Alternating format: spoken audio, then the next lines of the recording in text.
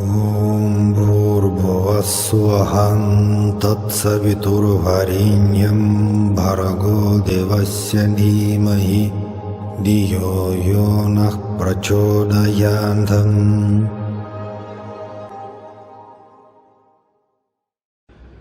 So salam everyone, continue our satsangs on Sathya Sai philosophy, our beloved Swami, and as usually, I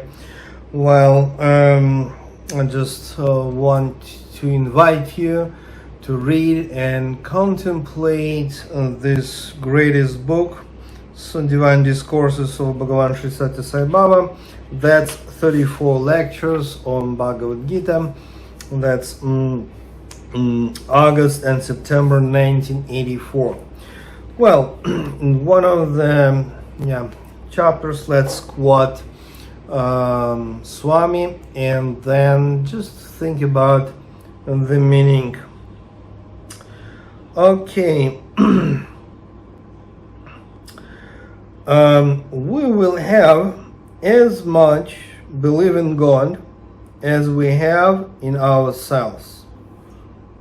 Huge. Yeah, first we have to believe that was end of the quote. So let me say and then my reaction. So wonderful. First we have to believe into ourselves. Wow, huge. Then only we can believe in God. Okay, next quote. One who has no belief in himself will not have belief in God either. One who believes himself will believe God. In order to develop this belief in oneself, the power of inquiry is necessary. Well, few words. That's the end of the quote. What does it mean to believe in yourself, oneself? Okay. Of course, it's a very subtle question, because we have a soul, we have ego, we have mind, we have senses, we have body consciousness sometimes, unfortunately.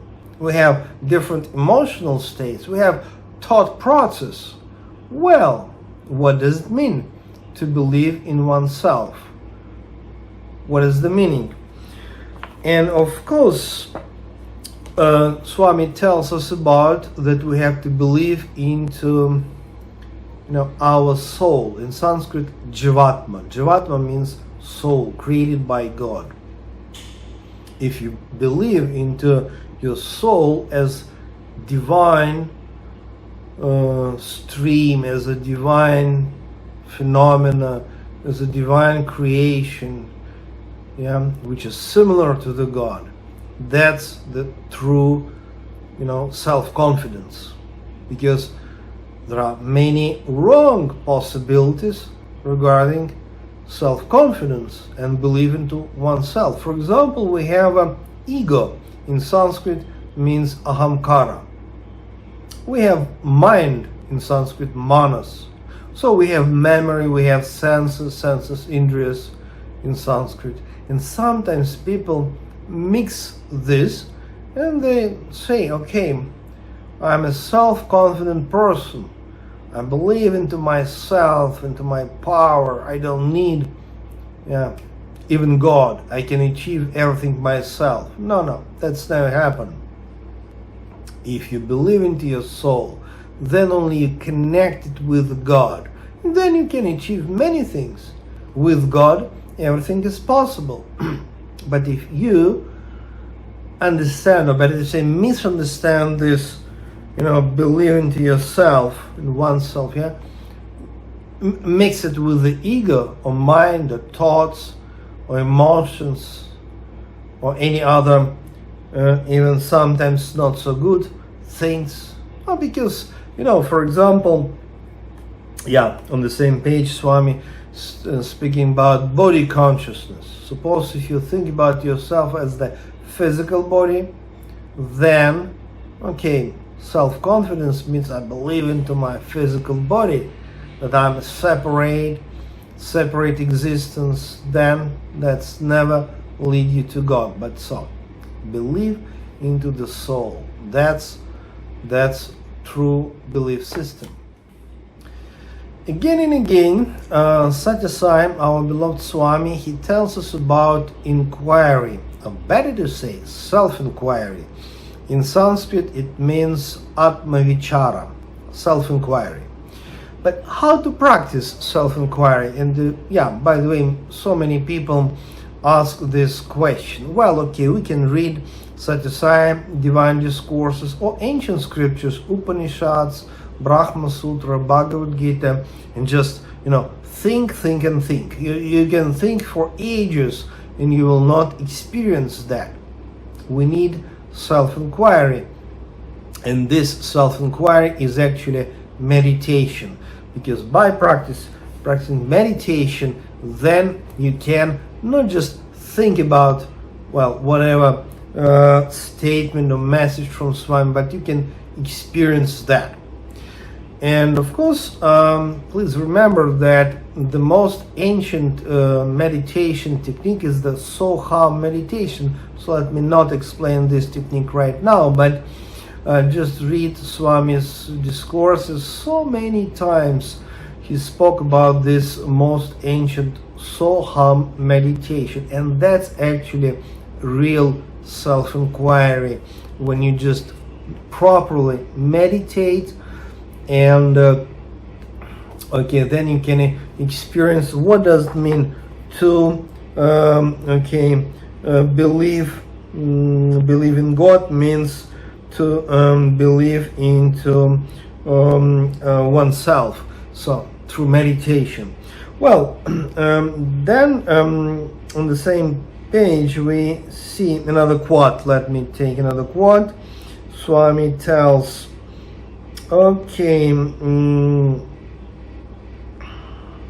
from morning till evening, day in and day out, we say, I. Do we ever inquire, who is this I? We have repeating, all day. This is my body, this is my mind, my intellect, my senses, my consciousness, even, my material objects. So, end of the quote. And then, another quote, which is, therefore, if you inquire into the aspect of who you are, this I principle, so it's not just I principle, is in the position of the master of all possessions. This is the master. And that's really also a very ancient and traditional Vedic message. Well, the Sanskrit word for I am, self, in Sanskrit we call it aham, and Swami tells us that the most ancient truth about inner reality is aham. Sounds pretty strange. Means I am I. It's like if somebody can ask you, who are you? You can say, I'm journalist, I'm author, I'm artist, I'm scientist, I'm Chinese, I'm German, I'm American, I'm Russian, I'm Indian, no, I'm whatever, I'm Christian, I'm Hindu, I'm Buddhist. No, that's not complete story. That's ethnic, religious identification.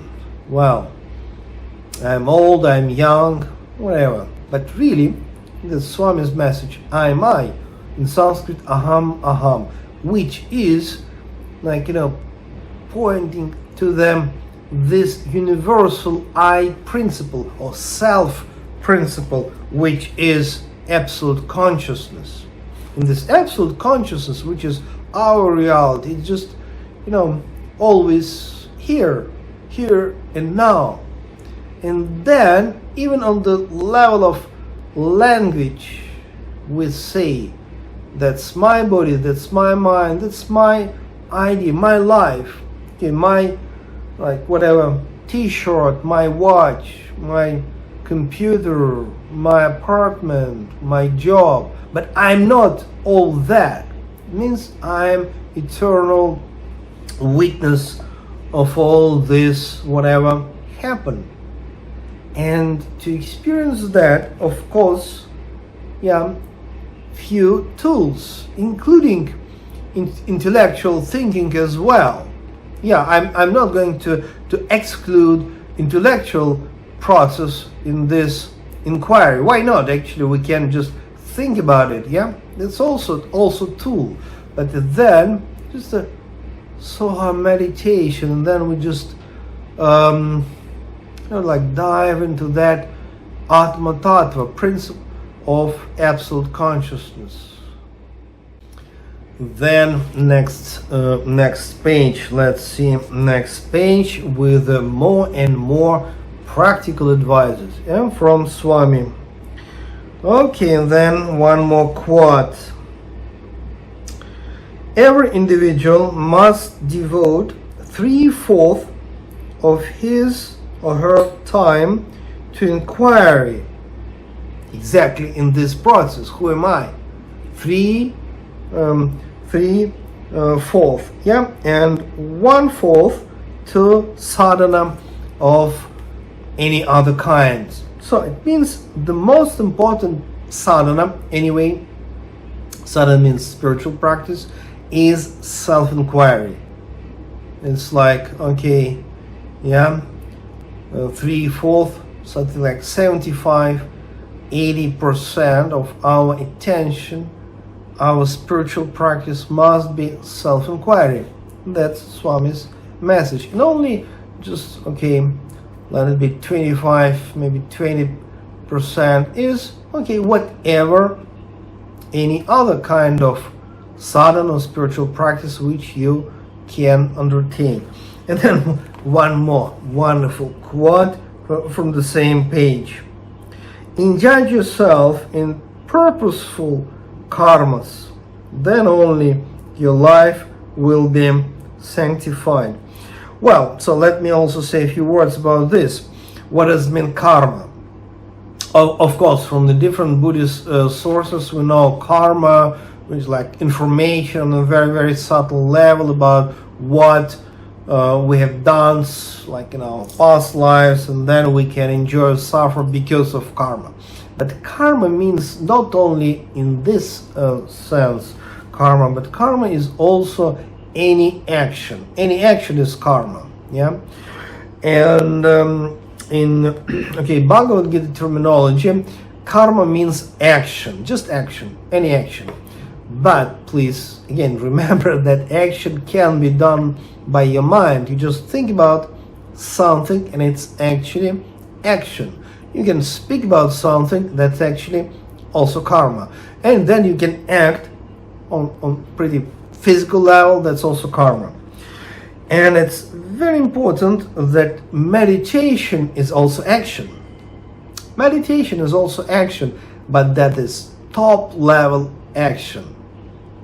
You can do many good things actually in your life, like as a social worker, as scientist, as an artist, for your family, community, country, for other people. But the top level action is actually meditation. That's the reason why Swami calls it purposeful karmas. And then only you can, then only your life will be sanctified. So it means, yes, if you do many good things, perform like whatever charitable projects, lead and develop them, that's good. That's very important for the community. No question, of course, that's very important. But if you also practice meditation, which is self-inquiry, then you can experience this true self, this Atma Tattva, yeah, divine consciousness. And that's the top level action, the top level in Sanskrit karma. So it means the top level action is meditation, self-inquiry. Okay. Let me complete this video for today. As usually, I encourage you, to study Sathya Sai divine discourses. Take any discourse, any book, read it, study, and just try to put it into practice, into your life. Yeah, and then that's actually is spiritual transformation, because we can connect with the Sathya Sai through different means, tools, mystical dreams, meditations, personal prayer to Swami, visiting Prashanti Nilaya, and just from heart to heart speak with his Samadhi Mandiram. But also very important tool to receive this message just right here, right now from Swami, just to study his divine discourses. Very easy. Always you can read, receive it, and just try to live according to that message. Sairam, see you next time.